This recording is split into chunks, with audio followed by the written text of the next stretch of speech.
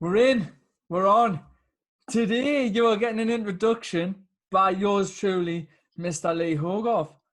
Because he doesn't like doing intros. because I don't like doing intros. So, Phil, before we get going, before we invite again, we have another banging guest. But before we invite our guest on, and before we say anything at all, what have you been up to, Mr. Highland? I'll tell you exactly what I've been up to. This morning I did something that I have never ever done in my entire life. You know what it was? I wish I had some keyboard that makes a noise. Yeah, we should get some noises, mate. Let's get some sound effects. Let's take the podcast up a notch. I ate an entire box of cereal in one sitting, right? And I've never done that before. It sounds really rubbish. Really, this is a bad thing to say. Everyone was expecting, like, I've just had a fight with a tiger in the garden. But do you ever do it? I know you do it because we've had these chats where you're walking around. I went to put some petrol in the car, yeah? And I went up there at the garage, filled the car up, filled the thing up, walking around, and I was like, ooh, do you ever do that where you spot something in the shop? You think, I fancy that. I'm going to get it and eat it. Do you ever do that? Not in the garage. Mate. I saw it, yeah. I saw it in there. This is a Waitrose garage as well. Do you get Waitrose? Oh, my God. Do you get them? No. So I went in there and I was like, oh, cereal, you know, like fruit and fibre, crunchy nut, crisp, whatever. Those cereals with bits of dried fruit and nuts and all that. The ones that people think are healthy and good for you. Do you know what I mean? And I was like, oh, I fancy that. I'm going to get some. So I've got it, poured out a bowl, ate it. It's like, that's quite nice. I'm going to have some more. Filled up the bowl again. And the whole box had gone in two bowls, mate. It's like a standard size box. I'll tell you how much it was because I looked at it, 500 grams, which I don't know, average box. It's not one of those little, you know, those little ones you used to get. You get one every, no, 500 grams, 500 grams in this box. And I munched the whole lot and it didn't really go anywhere. It didn't really sort of touch us. I was like, oh, it's delicious. But it didn't fill me up, I'll be honest. Lo and behold, right, 3 hours later, it's now 3 o'clock. I finished it off at about 9 this morning. I have felt shit all morning. I felt wobbly. I felt sick. I felt like I want to shit myself. Blood sugars. Exactly, precisely. And you know how many grams of sugar was in that box? 90 grams of sugar. Now, I'd never... Fast-acting sugar. Yeah, you know it, mate. It's all dried fruit. I never eat cereal, ever. I have meat or eggs or, you know, that sort of things for breakfast. I never have cereal. But people do, don't they? And they think it's good for you because it's got nuts in it. Oh, natural. It's nice. Yeah. Man, it's, yeah. And we're in the world of making people feel good, right? Diet plays a massive part. Folks, if anyone's listening to this or watching this, cereal every day for breakfast is a crap breakfast. Yeah. I'll agree, but I do have it at the same time. It tastes nice, doesn't it? But it doesn't really go anywhere, right? It doesn't serve you at all. It's not a proper human's meal. Especially if you're trying to diet because you're hungry straight after. It goes nowhere. Yeah, it goes nowhere. You're hungry in about an hour. And your energy level just is all over the place. So, that's what. There you go. That's what I've been. So there's your lesson for the day of Mr. Phil Highland. Cereal is terrible. I'd like to say I ate a full box of cereal, but I haven't. I've just ordered some trainers. They don't fit, and now I've had to send them back. Oh, ordering trainers online. That's as exciting as my day gets. Yeah, but ordering trainers is exciting. But it was them barefoot ones. So I've got a 7 on now, and they're a bit too big. So I ordered a 6, and then they are now too small. So I've had to return them and then buy a new pair of 7s to come. Was that a bit embarrassing having to select size 6? It's quite small, isn't it? I've got small feet. Mine are a 7. 6. I've got trainers from like a size 7 all the way up to a size 10. That's how much it varies. Honestly, that's how much it varies. I don't believe that. Size between 7 and a 10. Yeah, I've got some Air Max 90s that are like a 10. But these are like, do you know, these are like, cause I keep my trainers in good nick. So like some of these trainers are like 10 years old. Yeah. But as time's gone on, the sizing's changed and it's moved down a notch. Did you notice? I have never noticed. A couple of years ago, the sizing changed and it moved down a notch. In the same with clothing. So like a small went to an extra small, a medium went to a small, and vice versa. Sure, you just haven't got bigger. No, it's true fact. All the sizing changed like over the past couple of years. It's slid, the scale changed slightly. When I was younger, you know, you used to go shopping with When I your. was young, it feels my life was so wonderful, a miracle. You know that song. I'm going to carry on. When I was younger, you know, you go shopping with your mum because your mum takes you out to buy school shoes, doesn't she? And I was like, I don't know, 6 or 7 or whatever. Went to the shoe shop with my mum and found some shoes. Like, oh, have you got these in a size? I don't know, whatever it is, size 3, please, whatever. The woman goes off, takes them out. You know what they do? They go out the back, don't they? Scurries off into this magical warehouse of shoes. Comes back 10 minutes later and she goes, oh, I'm really sorry, we haven't got size 3, but I've got a 9. Will that be all right? And I was like, what on earth do you think is going to be the best response that's going to come out of my mouth to that question? Oh, yeah, that's fine. Size 9. I'll grow into it in 10 years. I'll just get a pair of my brother instead. Yeah, exactly. Yeah. Well, there you go. That's our exciting lives. There you go. I think we best invite our guest on because we fall asleep in our luxury backstage green room. Our luxury backstage changing rooms, sipping on champagne and eating chocolate. Eating truffles, yeah. So last week, we're not sure who we have. We're going to bring these out in maybe not the order that we film. Yeah. There you go. That's what he was getting a bit stuck. Last week we done a podcast. We've done a podcast. Which one you be listening to now? Next week we're going to do a podcast as well. Yeah. So this week we have as our guest a sports massage or massage therapist. Shall we say? We have a massage therapist, and she's actually my very own massage therapist. Now, for me personally, I just thought massages were just to stop, like, if you got injured, you're going to get a massage. Like, if you hurt yourself and you're like, your back's tight, you're going to get a massage. But little did I know how deep massages go. Not like literally the like deep sports massages do, but like deep in the sense of how much massages can help you in day-to-day life and who massages can kind of cater for, right? So Amy's going to cover this a bit more in detail. So I'm going to welcome in our guest, Miss Amy Moyer from Proactive Massage, and she's from my end. She's also, folks. She's from Gateshead / Newcastle. So I'm going to bring on Amy. Let's say she's joining. Hopefully she's not picking her nose. I told her not to. She's still in the green room. She's still there. She didn't run away. Bill was talking about cereal and it all gone. I just went off on one. I'm really sorry. Cereal and trainers we've been talking about, but never mind. So, Miss Amy Moyer, you are my massage therapist, and you've had your thumbs in my bum. Oh, feeling lucky. So, I was just saying how little I knew about the benefits of massages, and that's something that we're going to talk about later on. We're going to go into the types of people massages can help. We're going to talk about how massages can improve lots of areas in your life. I don't want to give too much away. But first, as with all of these podcasts and how these podcasts roll, we like to hear a bit about you. We like to hear a bit about your life, your struggles, your experiences.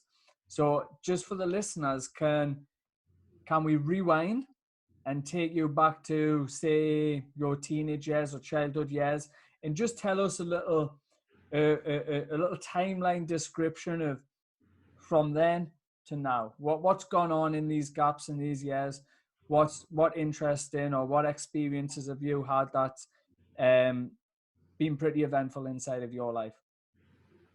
Okay, well, I suppose starting right back, born in Newcastle, have an elder sister, to a fairly standard middle-class family.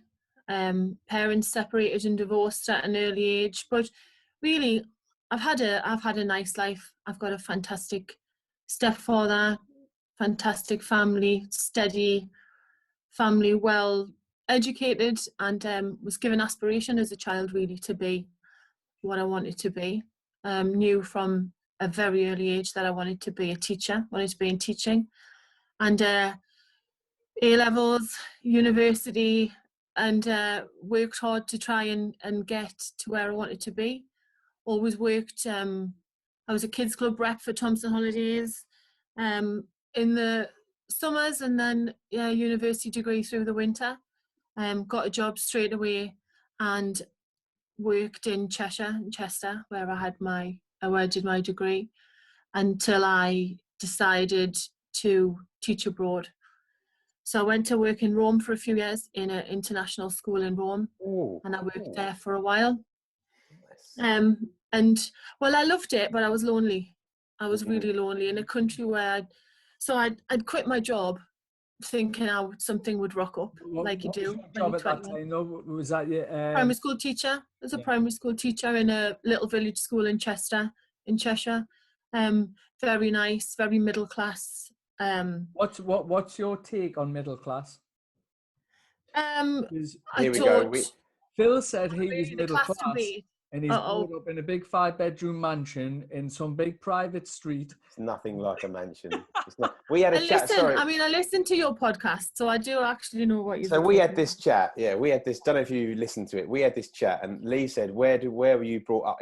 I think this was the podcast all about me. Yeah. And I said I was brought up in a road that just had houses on it, and he said, "Was it a council estate?" And I said, "No, it wasn't." He said, "Well, it must have been a private road and a big mansion." But down here, there are council estates, which are council-run properties, right? Which you kind of get given by the council if you aren't doing so well. And then there are just roads with houses on. And then there are private roads, which are a bit more expensive and all of that. So you got a bit confused. Yeah, well, yeah. So I understand council estate, but it's a private house rather than a private estate, I guess. That's sort of in two sections, isn't it? A private estate and a private house. That's not an estate that I was brought up on. It's just a house with about 5 bedrooms, and that was it. It's just nice. With a butler, yeah. The butler, yeah. I slept in the east wing. Yeah. Some nights. Well, mostly here. You asked me on a Monday. You slept in the Queen Suite. Cool though, Rome. Excited. So how come you chose Rome? It chose me, Phil. To be honest, I'd quit my job in December. So sort of the 20th of December was my last day at work.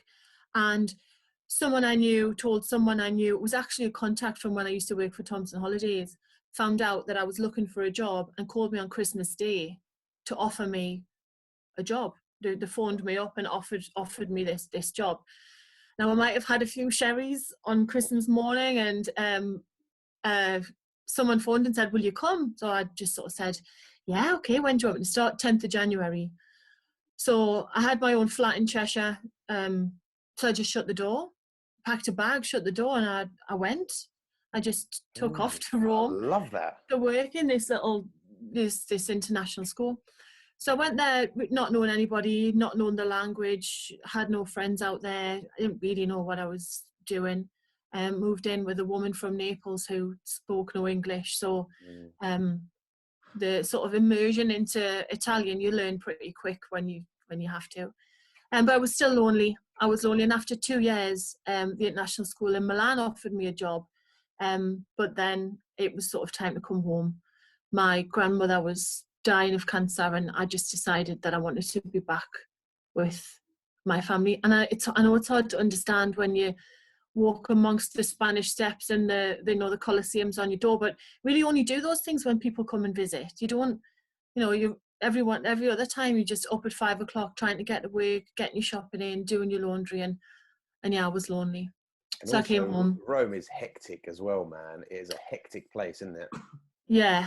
Yeah, especially if you drive over there. You learn a whole new way. Oh, wow, yeah. Skills.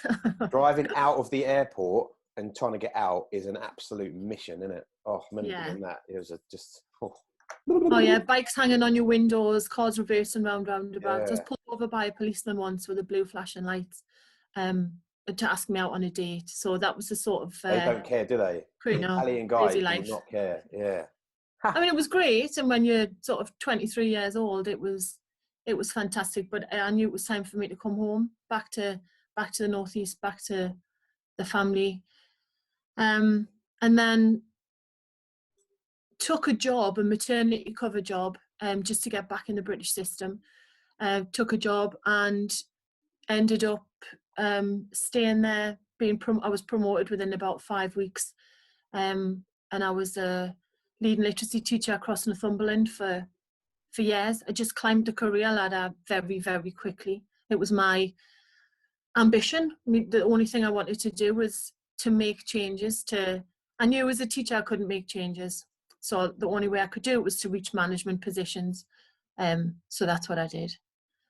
And I got married. I had 2 fabulous sons while I was still teaching. But it quickly crumbled. I had a 1-year-old and a 5-week-old when my ex-husband left. And it was just a massive, massive blow. A blow to the future that you think's mapped out for you, a financial blow, because I was on maternity pay and he took everything. So back to work with 2 young children. My mother used to bring one to school on a lunch break so I could breastfeed him. It was just a really difficult, challenging time then, teaching in the climate as a mother on her own with 2 children. And I think it was about then that maybe my feelings for teaching started to change. Teaching itself is a hard enough job in itself, isn't it? Really, yeah, it's a really difficult job. It's a challenging job when you're there 9 till 3, sort of the hours you teach.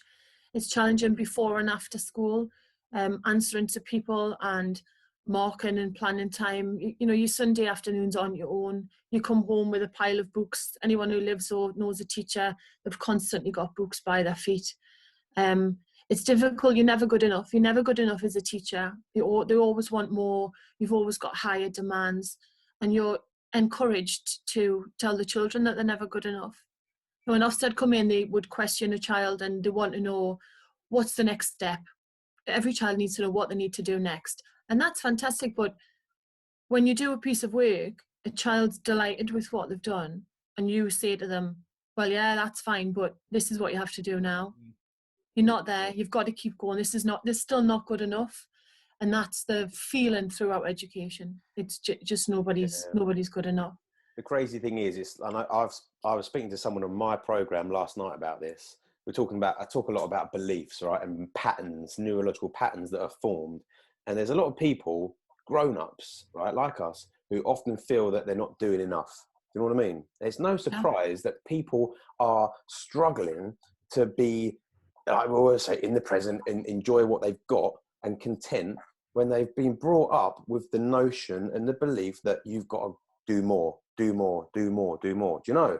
And beliefs are formed from back in the day, and it's like kind of backs up, you know, what you're saying. It sort of backs it up, doesn't it? We do this daily with children. Daily with children, we'll have to draw a yellow box, and in this yellow box, we have to do the next step, what they haven't done, how they could improve what they've done, we're constantly doing that to them all the time, and we're doing it to ourselves as well. And I know that feeling because I still carry that feeling of not actually being good enough. And you know, I think it's something that I'm going to work on with Lee, in my life as well. So that takes me up until, so I'd been in education about 20 years. Maybe you could teach Lee a thing or two, actually. Yeah, I don't think maybe I'm trying. I'm trying. That's why I'm here. Read and write. Especially handwriting. Jeez. Sorry, Amy. Sorry. Carry on. Shocking. I'll get my red pen out. We'll have a little go later on. It'll be fine. So I decided to leave. I decided to leave teaching because everything had changed. The field had changed. It was a bit of a toxic environment. Not only were we getting trouble from the government, but there was in-house trouble. So you walked out of school and you didn't have loads of bags. You know, people were like, oh, you're having a night off. And, you know, if you weren't in, and it just got a real competitive, toxic place to be. and I was not happy being part of the process, because What when you're in a management position, it was my job to tell people to do things that I didn't believe in. what ages were you teaching? Like what age? Well, it's group primary was it school, when so you they kind of 4 to 11, but Yeah. I used to work kind of with the 10, 11-year-olds, the slightly older ones, trying to get them ready for high school and moving on, really. It's a big task, in that itself again is a lot of pressure, isn't it? Like it's a big It's a step. privilege to teach. Like, it's an absolute privilege to teach you. It's not something that you can take just at faith. It's, you know, you've got the power and the control of these young brains and these young lives that, you know, that you probably spend more waking hours with these children than they do with their parents. And you're in a very powerful position. And if you don't believe it, and you don't believe in what you're doing, you shouldn't be there. And I left because I love teaching, not because I hated it. Yeah, that's really interesting. Do you think there are quite a few teachers who underestimate the power that they actually have? Yeah, absolutely. Yeah, absolutely. But I know that the rate of people leaving teaching is huge. It's absolutely huge. I had a PT client, and she was mega stressed. The pressure that she had, her mind was mashed from it. Like there was just so much pressure. Like I think she created the curriculum and had to like write up, like every night after our PT, she had to go and write up some like curriculum of what these next classes had to go and follow this, and they had to follow that. I'm not sure exactly what her title was, but she was majorly stressed. Like, yeah, it's a very stressful thing to do. And I your, miss it, but not really. Yeah. And your holidays are always So, way more expensive. I left. Holidays are brilliant. Yeah, holidays are brilliant. To tell us more about why you left. I left because of a few things happened, and I decided that I wasn't going to be part of that process anymore. I was unhappy. You know, I had young people coming in that were leaving quickly. I had experienced teachers who would have to pull the car over in the morning to vomit because of the feelings of stress that they had. And people off on the sick with stress, and it was too much. It was having an impact on me and my children. So I decided to leave. Yeah. I was talking to one of my clients this morning when we went out on a walk.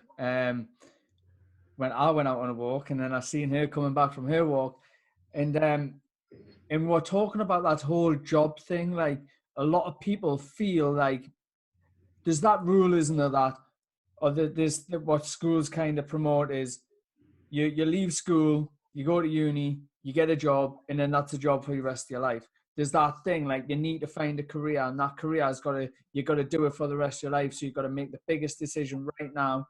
Really, when you're not ready to make that decision, you need to make this decision right now, what you're going to do for the rest of your life.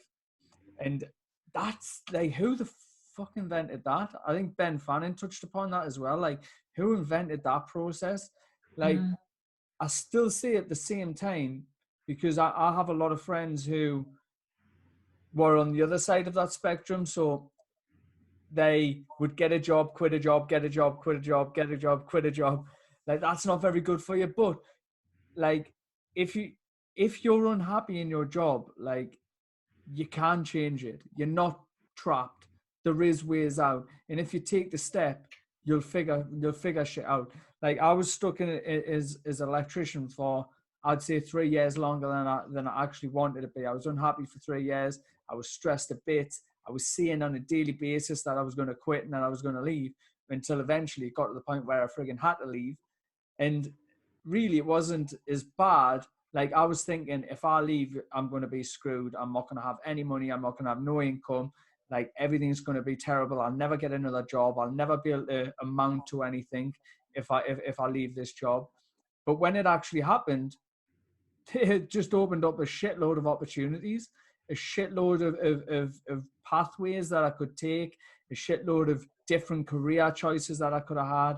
Like, it opens up a whole new life. Do you know what I mean? Like, a lot of people I know right now are working slaving away in unhappy jobs, and they don't realize that, yeah, you can just, I know everyone's situations are different, but you can just leave your job if you really need, like, if you're unhappy, just fucking change it. Like, and you've done a very similar thing to me, and I'm sure you've experienced the same as me, where when you do leave, you do have opportunities out there, and you can kind of make something of yourself still.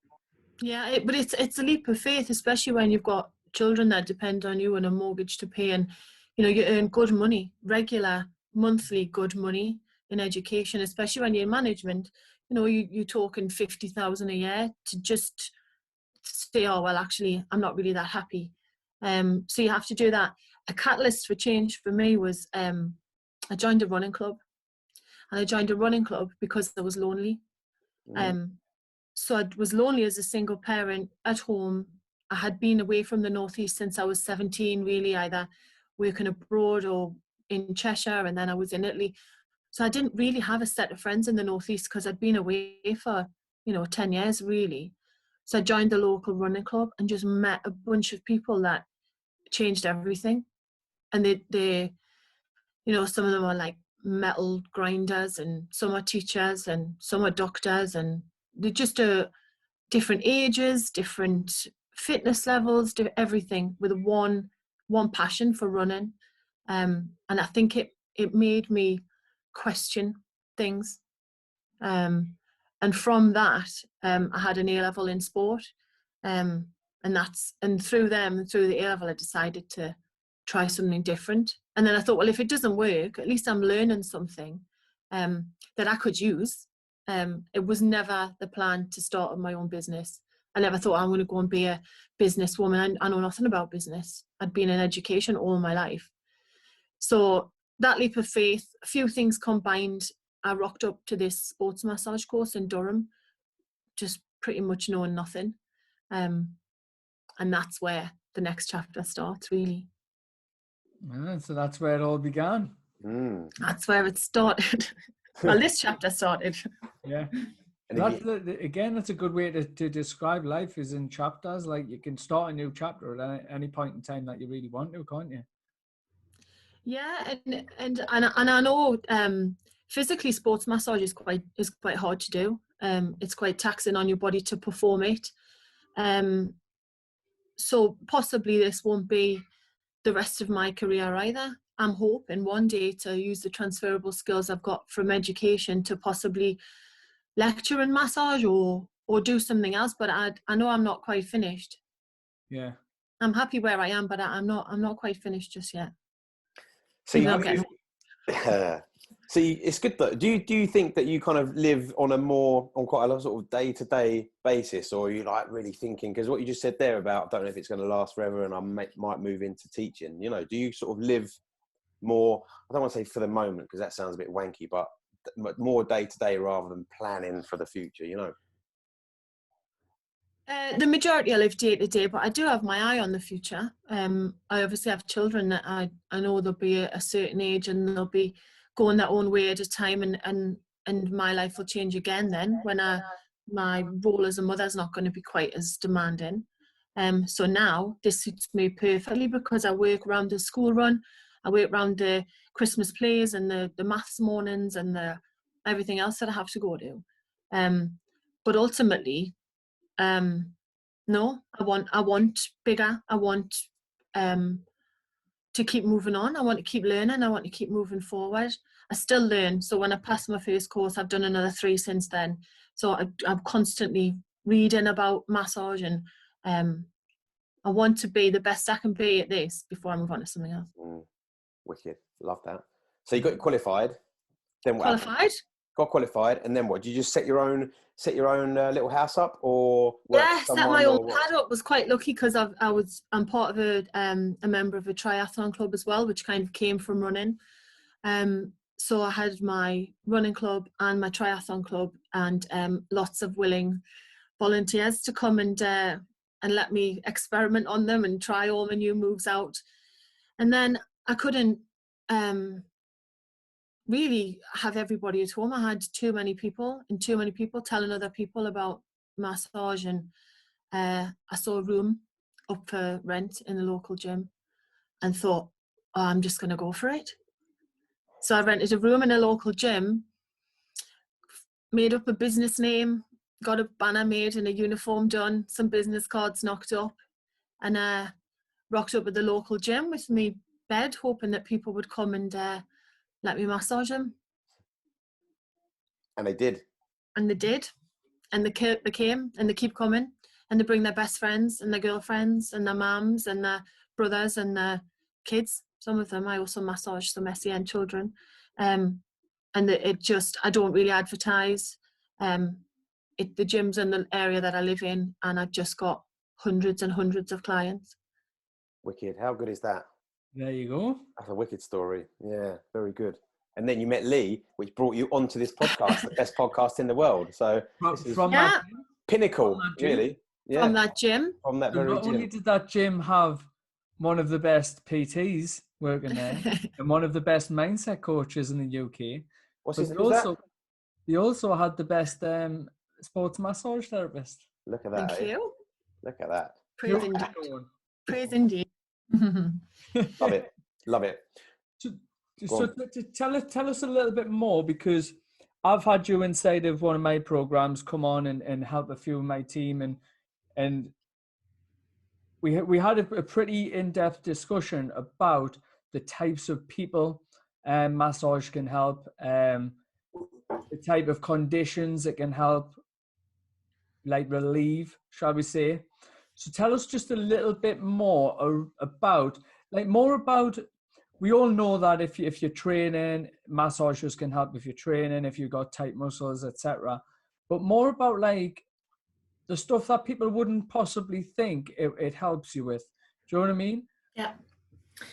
Yeah, I mean, the benefit, we could talk all day about the benefits of massage, and it doesn't really matter what your motivation is to come, whether it's social, emotional, physical, mental, you leave having all of those things ticked off, all of benefit on all of those levels. I mean, when people come to me, they come in a state of some kind of tension. They're either rushed, so they're rushing from work, or they're trying to do that from school, so they come in, they're a bit flustered, or they're in pain, which is another one. So they're, they're sort of unsettled. Everyone comes in unsettled. And one of the things that massage does and promotes is the feeling of calm. And it's about touch and about the chemical release in your brain and how that changes the way that you feel. So there's a huge mental health aspect as well as a physical aspect to massage. I can 100% vouch for that as well. Like, sometimes when I've turned up to get massage from you, I could have been from doing stupid, crazy runs to sparring jiu-jitsu and MMA and coming fucked up. Or like Amy's like, all right, Lisa, how you doing? Well, this shoulder's fucked, that knee's fucked, this leg's fucked, and I can't move my hip or my back because I've been running 10 miles with a big bag on my back. All right then. And then I get on the table eventually get on the table, and then I'm out of the world, aren't I? I'm like, obviously we all know in here that I meditate and do stuff like that. Now, when I jump on that table, I am just like, boosh, I'm off to another planet. Sometimes Amy's like, Lee, are you there? So stroke you awake. Are you okay, Lee? Are you in the room? I'm like, no, I'm in Japan somewhere. I'm in France with, what's his name, the clown? Yeah, that guy, yeah, I can't remember his name. Yeah. Sometimes I'm on another planet now. I've had a lot of sports massages, right? I've been massaged by a few people now. And predominantly the theme around me getting a sports massage is it absolutely fucking knacks, right? Especially on me legs and like me quads and me calves. Oh, glutes, man, glutes. Sometimes I've had elbows in my bum cheeks and it just makes me cry. But here's the thing, right? Here's the thing. That was what I was putting up with, and when I was getting massaged, I just think, sure it is, it's going to hurt, it doesn't matter, I'm going to benefit from it. If I get bruised, I get bruised. If it hurts, it hurts. I'll just chin, like I'll just grin and bear it, okay? Head But shake. the She's massage, shaking her head. right? Now, if we were to talk about pain rating, like Amy's a 1 compared to some I've had like 10s, hundreds. But I could rate somebody on 100 of the pain that they pumped me through. Like I needed one of them bloody blocks that you stick in your mouth to bite down on. But here's the difference. This is what I instantly knew and I instantly noticed was when I got massaged off Amy, not only did it not hurt as much, yeah, you're going to get some discomfort, right? You're massaging deep. But the level of mobility, the level of, or the speed of progress was astronomical. And a lot of massages I got, I'd just gone in there and they basically fucking fucked us up and abused us. When I went to Amy's massages, I went in there and I got fixed and I got improved. I went to Cloud9, visited the fucking gods in me imagination and in me meditation. I enjoyed the process. It didn't hurt too much, but then the next day I could move freely. The mobility in my muscles was way better.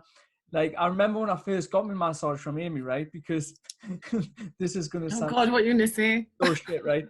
No, so I trained weights for a long time, and I neglected stretching, like most people do, right? Short muscles. I was on the juice back in the day, so I was just like pumped up.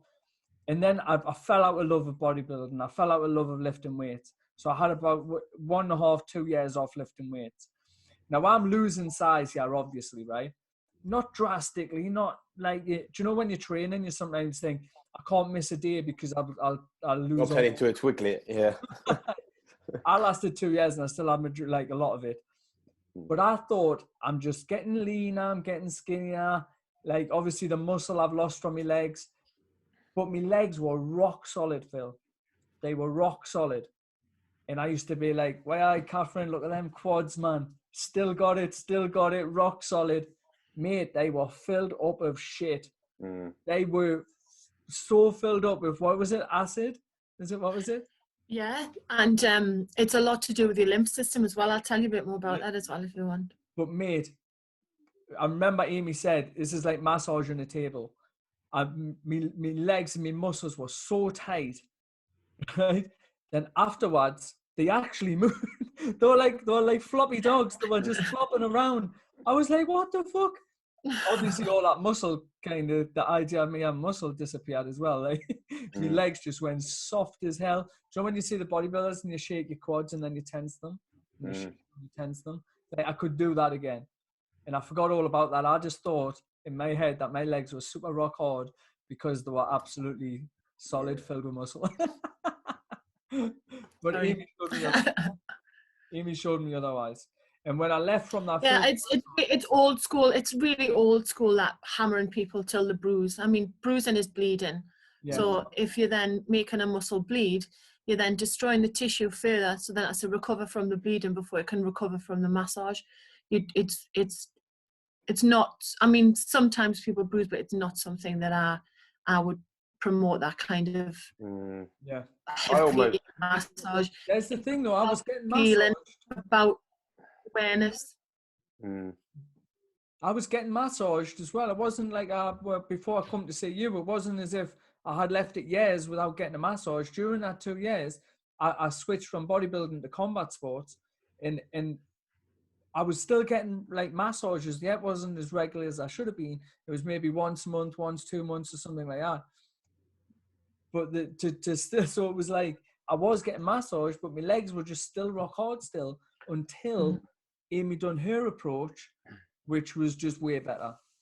I almost think that it's like, you know what it's like making the personal training game. There are some trainers who feel the need to hammer the shit out of their clients so that the client then thinks they've had a good workout, and they're not confident enough in their own ability to train that client in a way that doesn't cause loads of pain, that's going to get the result. Do you know what I mean? They sort of equate, they think the client's going to think, unless I'm bleeding out of my eye sockets, then it's not a good workout. And I think some maybe massage therapists think the same, you know, not confident with what they're doing, to have to cause pain.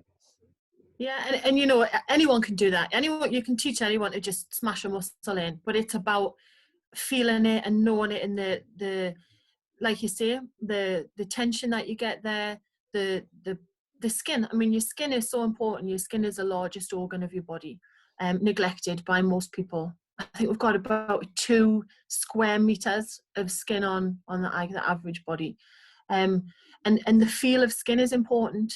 So the feel of skin will tell you about the lymph system. So the lymph system's really what was one of the problems in your legs. So you've got sort of 2 circulation systems in your body, 2 major ones. The first one obviously is blood that goes round, and off that comes your lymph system. Now your lymph system's about 96% water. So that water will sit in the tissues just underneath your skin. So we've got about 2 litres of fluid just underneath your skin, which is from your lymph system. Now your blood has got this massive cardiac muscle that pumps this blood round. So that system, that fluid is moved around by your heart.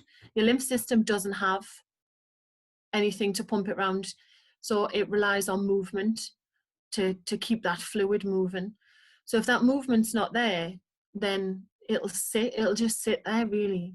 So we can sort of do fake movement if you want with massage, and we can push that lymph system, that 2 litres of fluid out, which is often why when people leave massage they're always desperate for a wee, because all that fluid is sort of moved out.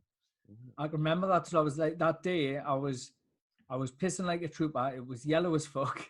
It stunk, and I actually felt like I was a little bit ill for a few hours. Yeah, well, the viscosity of it's quite thick. If you don't drink enough fluid and it doesn't move, so then it just gets a bit stuck. So for anybody who has any sort of fluid retention, massage is great for that. Particularly women, when they're sort of just before their period, they feel like they're sort of holding on to a bit of water. Massage at that type of time is fantastic. It helps as well to talk a little bit about, whilst we're on the topic of women, talk a little bit more about like how it helps with the menstrual cycle, and it helps women with hormones and stuff like that. Well, obviously it's the chemicals that are released.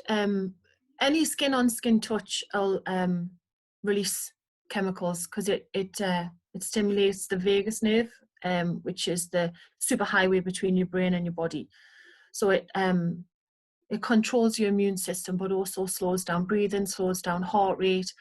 So straight away, as soon as, I mean, you're pretty good because obviously you're very aware of your breathing, but things that reduce, things that increase these happy hormones, if you like, are sex, food, breathing, which is why meditation is important, and massage, skin on skin contact. So we're releasing these happy sort of hormones, if you like, in the brain by touch. It also, good for business, produces feelings of loyalty. So if the person who releases these chemicals in somebody, you know, often in meditation, you do it to yourself. Oh, hang on, I've got some dog at the door. So basically, what I can deduce from that is we need to have more sex, eat more. We always breathe, so that's fine. Basically, eat and sex. How good is that? Perfect. Yeah, and breathing, which is why meditation is, that breathing releases that chemical as well. So it's cortisol and serotonin, dopamine. Dopamine's like a feeling that people often feel like drugs and alcohol, that sort of high, runner's high, as well as often linked to dopamine. So releasing all of these chemicals, also starting to bring down the other sort of ones that we don't need, the adrenaline, these feelings that, you know, years ago, Darwin's evolution time, we used to have a fight or flight response to immediate fear. So this chemical would be released with fear. Now we have perceived fear, and we still have that sort of chemical release. And the brain's very clever, so that those sort of pathways are quickly set up, and they become very effective. So people come in, a bit of a whirlwind, their brain's everywhere, they're that. So just to calm down, lie down, touch someone, breathe, lower the heart rate, start and release these happy chemicals, these feelings of loyalty, particularly for women at certain times when they're quite stressed and maybe hormonal. It's fantastic for that kind of thing. Before women menstruate, they release hormones, and these hormones relax the ligaments in a woman's body. So often women get a bit of a sore back, that kind of thing, and it's because of this loose ligament in their lower back. So massage at that time is particularly good, and as well for fluid retention.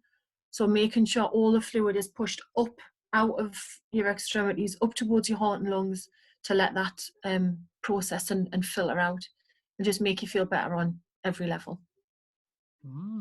There you go. Just going back to that touching thing, back in the day when I was living with a girl, there was no way she let me touch her. When she was that time of the month, she hated me. If I went anywhere near, go away, leave me alone. Woo, okay. If I'd have known this, well, you should know, and said, you could have bypassed that. And, could have done that. Could have done it. Yeah. But what were you touched upon before we came on here? Skin hunger. Was it skin hunger? Is that right? Yeah, touch hunger and skin hunger. Which is very relevant to the present time that we're in. Yeah, I mean, yeah, exactly. Being in lockdown and people away from people that they like, and it doesn't have to be a lover. It can be a massage therapist, so it can just be a cuddle of someone. That sort of skin on skin contact, that closeness, triggers that vagus nerve, which starts to stimulate things. It's actually great for your immune system. So actually, a cuddle can stop you getting sick. It can make you more healthy. Slows everything down, slows your heart rate down, slows your breathing down, and starts to take away those slightly more negative hormones in your body, chemicals in your body. There you go, skin hunger. Skin hunger, yeah. That's an actual thing. Yeah, because I've heard people... Well, the researchers say so, yeah. Yeah. They've done studies on people when they've put skin on skin contact with people and seen the activity in this vagus nerve increase so quickly. Does it matter where the skin is? I don't think so. Maybe that's a different type of muscle, I don't know. That is triggering this vagus nerve. Yeah, that's not my vagus nerve. And the small print in the research, in the study. Emphasis on the word smally. Interesting. I have heard people say that. I heard people saying, "Oh, just crave a hug, crave." You know what I mean? And I kind of thought, "Oh, really? Who's being needy?" It's some people's love language, though, isn't it? Touch is a massive love language for people. Definitely, and a lot of the learning I've been looking at Indian head massage, and they talk a lot about chakras and energy and the passing of energy between, well, they call it your partner when you massage, but I know that's got different connotations. But the one of the reasons you're so good to massage is because you can control your breathing so quickly. So the best type of massage between you and I is when your breathing and my breathing is synchronized with each other. That's the other reason why once I start a massage, I never lose contact with my client. So even if I have to just take one hand off to get something sorted, I never lose contact with them, and it's to do with the flow of energy.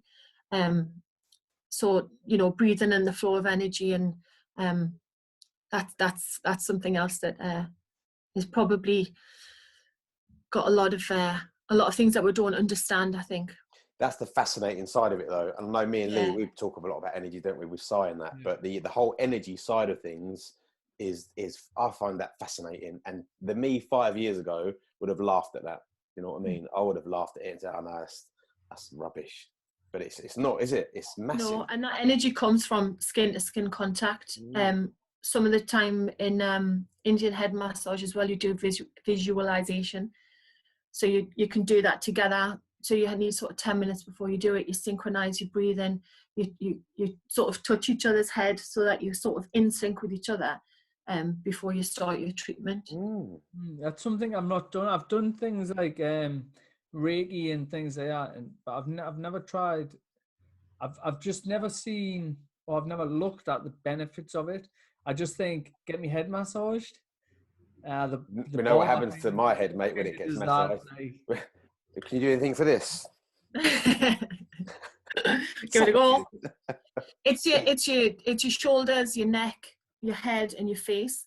So the muscles that you have in your face are some of the muscles that we use most of all the muscles for expression and personality, and they're all in your face, so we do all of those as well. Have you seen those Instagram adverts going around for you might have seen this, Lee, for that ball that you basically put in your mouth and you chew on it, and there's a bloke doing squats but chewing on this like gag, looks like a sex toy, and he's like, oh, you get a really chiseled jaw while doing squats and all that.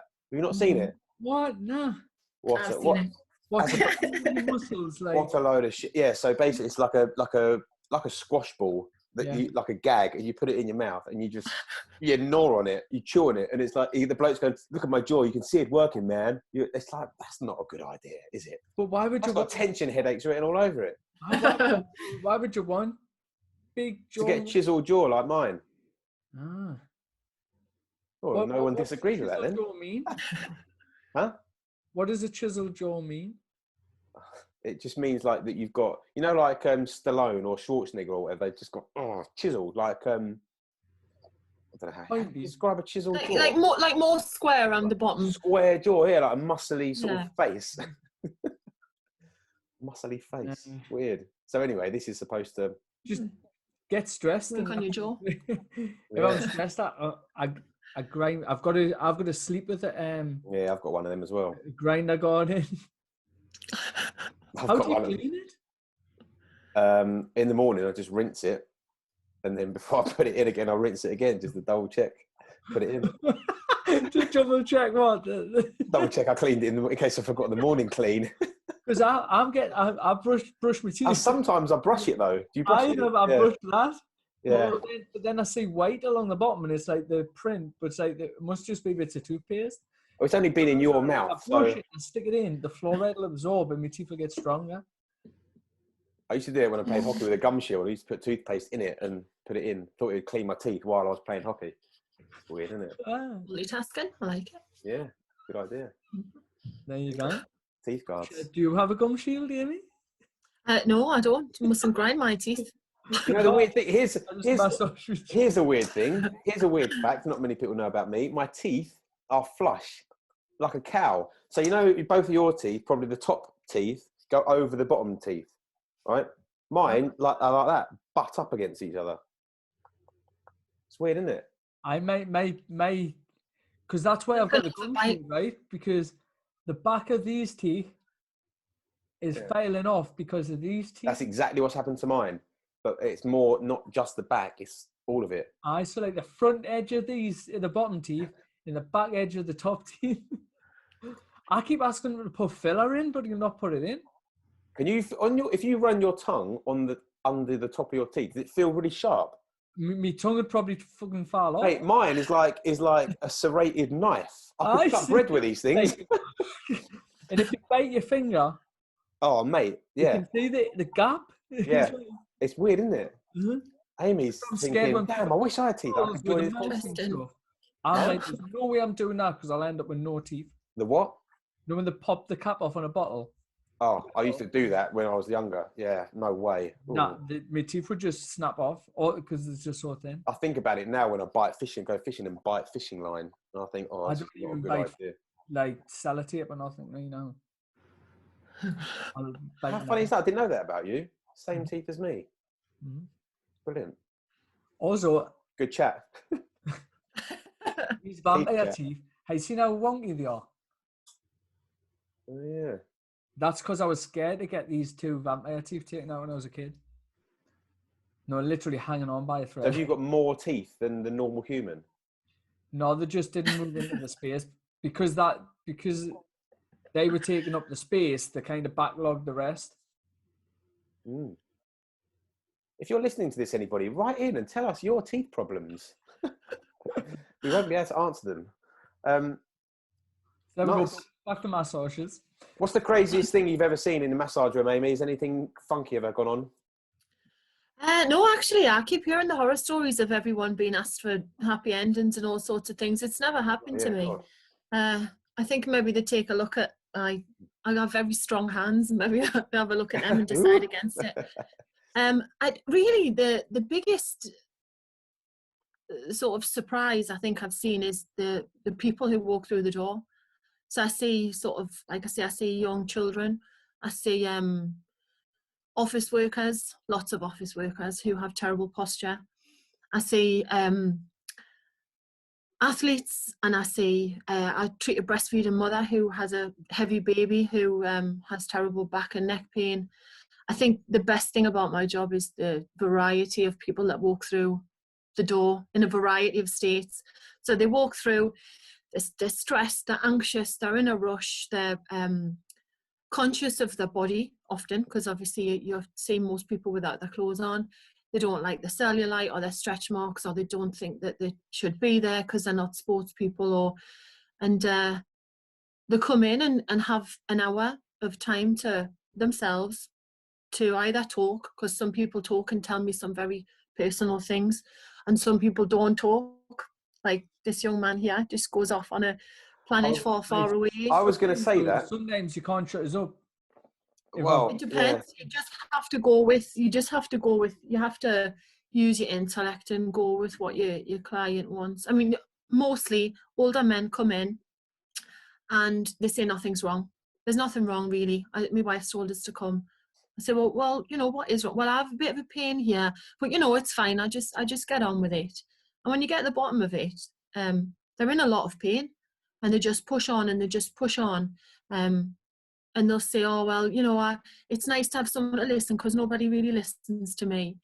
And you put your hands on them, and because pain's very lonely, so it's a lonely place being in pain.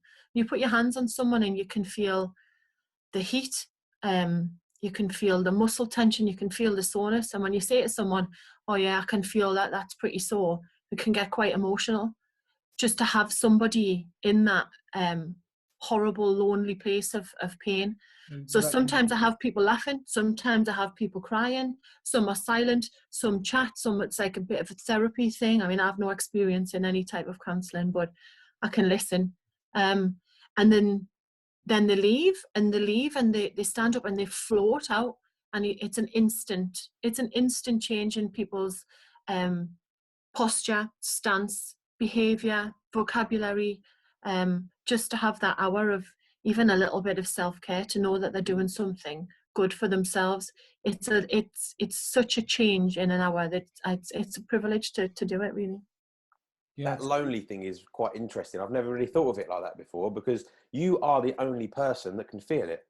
Not you, yeah. But you with the pain, you're the only person. So no one can ever completely understand how you're feeling.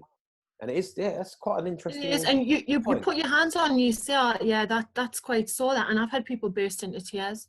Say, I know it is. I've been telling people, but they, you know, nobody seems to this. Everyone says, oh, you'll be all right, or doctors don't listen, and people can get sort of quite upset about it. And it's such a trust. You know, I don't take it lightly. The job I have, you go to someone in pain and let someone touch it, and things do often get worse before they get better. So the trust that people have in me to give me something that hurts, to try and help them, is something I'm quite proud to do. Yeah, very nice. I like that. Well, ultimately as well, you're kind of in charge of, for that period of time and the time that you're seeing them, of someone's happiness, right? Because there's nothing to make you feel worse than, or feel mentally a bit shit, if you're constantly in pain, you know, or your mobility. Nothing's going to make you feel older than you are by having no mobility, is it? You know what I mean? Not being able to get up a chair when you're in your 50s, like, what? Horrible. And that then gets inside your head, and it's not nice. I look at Eva and she's lying on the floor. Yeah, we do assessment. Yeah. Kids are. I do an assessment. I'll do an assessment before and after, and often even that, just to show them the difference. So, you know, they can't do that, they can't move their head like this. I'll do some work and we'll do that activity again at the end, partly for me to check how it's worked, but partly for them to see the progress that they've made for themselves. And it's important what I say to people. It's important the message I give them when they leave. So I do ultra runners who run 50, 100 miles in a race. And I'll say to them, your body's good. So I'll do a pre-event massage, which is slightly different. So we're not going to destroy those muscle fibers and rebuild them. We're sort of getting them energized and getting that. So it's lots of hacking and lots of cupping and lots of big sweeping motions, getting them ready. And before they go, I tell them, you are ready. This body is ready to do this ultra. And they come back to me and I get messages, you know, I was up the top and I was struggling and I had your words in my head to say that my body was ready and I could do it. So it's important the messages that I send people away with as well. And they can see the progress in themselves because it makes them come back. It makes them feel better and it makes people come back. I think something you touched upon before as well, which is very relevant about a massage is self-care. That's very much something I see it as part of as well, is like your own self-care, not just care for your body, but care for your mind and taking that time out to just totally prioritize yourself. Yeah, definitely. And I think when you're getting massaged, although somebody else is doing it, you are totally and utterly prioritizing that hour for yourself. It's not because you're not there with anybody. You're not with somebody. You're not doing it because they want to go. You are there by yourself, prioritizing your health, your mobility, your mindset and everything. And it is a huge part of self-care. If anyone was looking to improve their own self-care, I'd 1,000,000,000% recommend going for a massage.